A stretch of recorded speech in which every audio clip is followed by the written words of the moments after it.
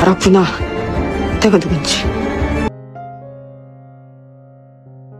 Jadi rupanya sebelum siaran dimulai, Gemjo langsung curiga dengan pergerakan sekretaris Jung. Jadi sebelum bekerja, ia memanggilnya terlebih dahulu. Di sana akhirnya sekretaris Jung menumpahkan segalanya bahwa Ryu Seo telah mengancamnya dan ia ketakutan. Gemjo lalu membantu sekretarisnya itu dan menenangkannya sampai sekretaris Jung mau bekerja dan melakukan siaran. 이제는 놀랍지도 않습니다. 고맙습니다. Lalu, tim kepolisian yang dipimpin oleh Hae-sik pergi ke rumah Gemjo karena Gemjo ingin kepolisian bekerja di rumahnya saja karena di kantor polisi sudah tidak aman. Hal ini Gemjo lakukan demi keselamatan mereka dalam memberantas narkoba, dan Gemjo juga akan menyembunyikan sekretaris Jung di vilanya agar Ryu Seo tidak bisa mencari sekretarisnya lagi. 더 이상 뒤에 숨지 않겠어요. 고마워요, 대표님. Untungnya, berkat kekuatan Namsun yang bisa melihat dari kejauhan, ia bisa melihat ayahnya yang ternyata sedang olahraga di malam hari ditemani oleh para bodyguard. Meskipun tadi mereka sempat khawatir, tapi untungnya ayahnya tidak kenapa-napa. Lalu, Ryu Seo, ia tidak menyangka jika Namsun telah mengkhianatinya. Ditambah sekarang, sekretaris Jung tidak melakukan perintahnya. Ryu Seo baru sadar kenapa Pavel tidak pernah memberikan kesempatan kedua bagi siapapun dan langsung membunuh mereka semua. Ryu Seo tidak menyangka kebersamaannya selama ini dengan Setsek hanyalah sandiwara saja. Padahal ia sempat mengutarakan cinta, tapi rupanya Setsek adalah Namsun, putrinya Gemjo. 죽였어야 했는데. Keesokan harinya, Gemjo mengajak Namsun, Nam-in, dan juga mantan suaminya Bonggo serta adiknya untuk pergi ke Busan. Selain menyergap pengantaran barang yaitu Anasvedia, Gemjo juga berharap ini semua bisa menjadi perjalanan keluarga yang menyenangkan. Karena semenjak Namsun kembali ke Korea, mereka sekeluarga belum pernah jalan-jalan. 둘이 가도 되는데 왜 가족들 다 머리 안에다 가족들을 둬야 해?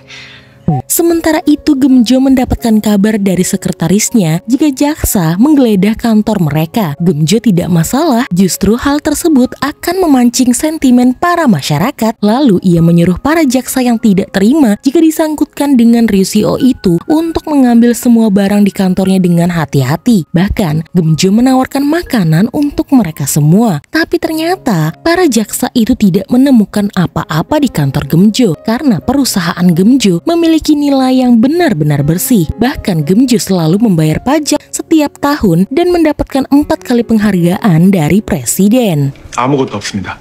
Sementara Ryu Seo mengadakan jumpa pers di dalam gudang Dogo untuk membuktikan jaket yang dia jual bukanlah narkoba seperti yang sudah diberitakan oleh stasiun TV milik Gemjo. Bahkan Ryu Seo menyangkal semua tuduhan. Seorang reporter kemudian bertanya, lalu mengapa stasiun TV Gemjo menyerang Ryu Seo? Ryu Seo lalu berkata jika dulu Gemjo ingin menjadi investor utama di perusahaan Dogo, namun ia menolaknya. Makanya sekarang Gemjo melakukan pembalasan dendam. 그 여자가 아게 죽입니다. Saat ini, wanita yang menjual obat penawar itu sedang melakukan apa yang Hae-sik perintahkan kepadanya. Ia mendekati Mary Kim yang sampai sekarang masih bingung kenapa polisi belum menangkapnya. Ia sempat curiga dengan rekan wanitanya itu. Tapi tiba-tiba ia malah pingsan karena terlalu banyak minum alkohol. Sehingga wanita penjual obat penawar itu bisa mencuri daftar nama klien dan langsung mengirimkannya kepada Hae-sik. 일단 VIP들 목록부터 보내요. 맞다. Selain mempunyai nama-nama daftar klien pembeli narkoba, tim kepolisian juga melakukan satu hal dengan melibatkan sekretaris Gemjo, yaitu mereka akan mempermalukan hakim yang bekerja sama dalam pendistribusian narkoba ini di dalam sebuah sidang. Hal ini ia lakukan untuk mendapatkan simpati dari masyarakat. Jika seorang hakim bisa berkhianat, tidak hanya hakim, Jaksamun yang pada hari itu sedang diwawancarai perihal permasalahan narkoba yang melibatkan Ryu Seo dan pejabat-pejabat tinggi lainnya di Korea juga dibuat terkejut karena stasiun TV yang sudah disabotase tim Hae-sik ini mempermalukan Jaksamun sebagai jaksa pembohong dan bekerja sama dengan Ryu Seo. 너가 이런 기분이구나. Hal tersebut membuat kata dogo dan narkoba menjadi trending di internet. Inilah yang Gemjo inginkan, membuat perusahaan dogo yang mendistribusikan narkoba itu jatuh dan hancur. Lalu Gemjo dan Namsun akan mengambil alih jalur pengiriman Anasvedia. Sementara itu, setelah sampai ke Busan dan beristirahat di villa, rupanya Namsun dipertemukan lagi oleh ibu asuhnya. Namsun pun langsung memeluk ibu asuhnya itu meski ayah asuhnya tidak bisa ikut karena sedang sakit. Di sana, Namsun lalu memperkenalkan semua anggota keluarganya di Korea kepada ibu asuhnya, dan Bonggo sangat berterima kasih kepada ibu asuh putrinya itu karena telah menjaganya dengan baik. Very, very thank you. Thank you.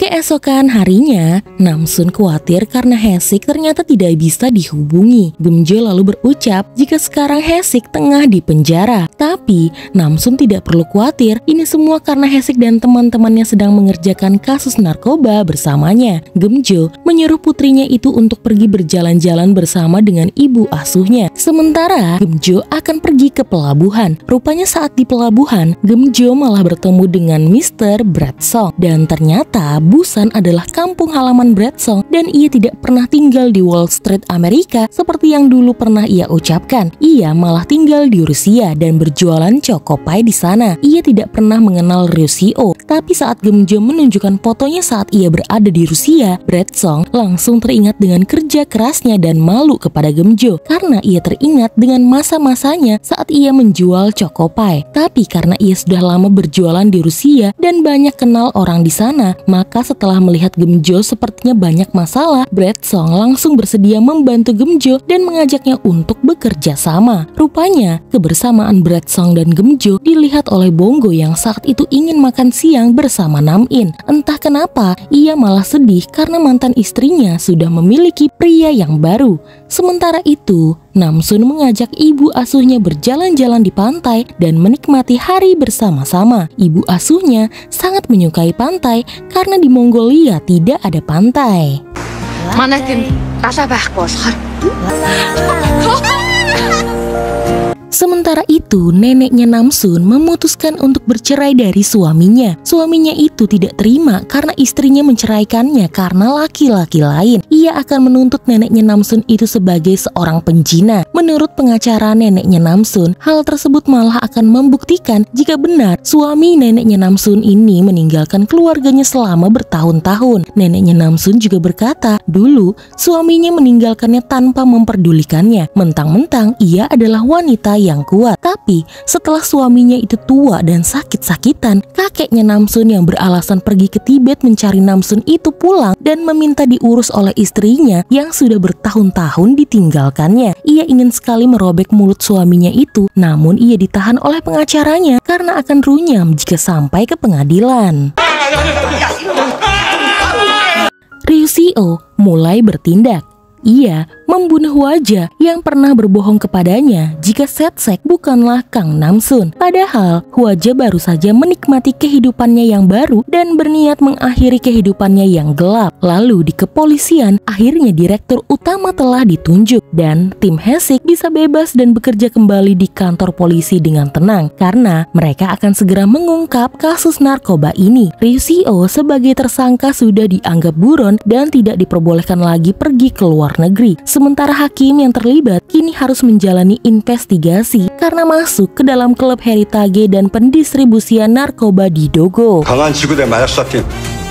저는 복귀. Sementara itu, Ryuseo mendapatkan kabar jika hakim dan jaksa yang bekerja sama dengannya telah ditangkap dan diselidiki dengan kasus narkoba. Ryuseo kemudian mampir di suatu tempat untuk mengambil narkobanya. Dan dengan kekuatan yang ia dapatkan setelah mengkonsumsi narkoba itu, Ryuseo menghadang mobilnya An Byung-ho, mantan direktur kepolisian yang mau melarikan diri. Ia lalu menyerangnya habis-habisan, lalu kemudian menghubungi Namsun menggunakan ponselnya Hwaja. Di sana Ryuseo berkata jika Hwaja telah mati dan sekarang adalah giliran Kang Namsun. Namsun akhirnya tahu jika Ryuseo sudah mengetahui siapa dirinya.